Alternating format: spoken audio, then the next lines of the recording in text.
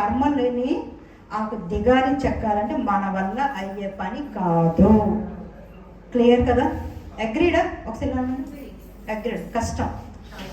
ఎందుకంటే ఏ జన్మలో తప్పు చేస్తాము, ఇప్పుడు పడతాము, మళ్ళీ తప్పు చేయకుండా ఉండలేము. కర్మ ఎంత కష్టంగా ఉంటుందో తెలుసా? ఇప్పుడు ఈ జన్మ చాలా మంచిగా ఉన్నాను అనుకుందాం, మంచిదానేనండి. ఒకవేళ ఎవరు నన్ను తిట్టారనుకో, దాని అర్థం ఏంటి? గతంలో ఎప్పుడో నేను ఆల్రెడీ వాళ్ళు తిట్టాను అర్థం. ఇప్పుడు నాకు మంచిదాన్ని అయితే నేను తిట్టను, కానీ బాధ అయితే వస్తుంది కదా. ఈ బాధ వస్తే ఏమవుతుందో తెలుసా?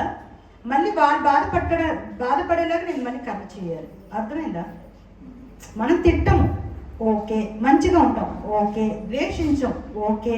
ఎవరిని ఏమనం, ఓకే. అంతవరకు ఓకే. మనకు కొంచెం భగవద్ధ్యానం వల్ల పురాణాల వల్ల కొంచెం ఆ మంచితనం అయితే వచ్చింది. ఇంకా రానిది ఏంటంటే కొంచెం ఎవరైనా ఏదనంటే బాధపడకుండా, ఎవరికి చెప్పకుండా, మనసులో కూడా బాధపడకుండా ఉండమంటే ఇది కష్టం అమ్మా అని తిడతారు వాళ్ళు. కష్టం కదా. బాధపడితే ఏమవుద్ది?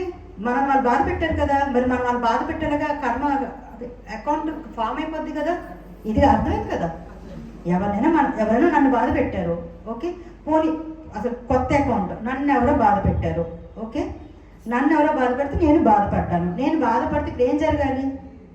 ఆ జన్మకు వచ్చే జన్మకు నాకు పుణ్యం వచ్చినా కూడా వాడు నేను బాధ పెట్టాడు కాబట్టి నేను ఎత్తాలి, బాధ ఎత్తి అది జరగాలి. ఇక్కడ ఇంకో దరిద్రం ఉంటుంది, ఈ వాడు వాడకూడదు, బట్ ఆ ఫోర్స్ వస్తుందని చెప్తున్నాను.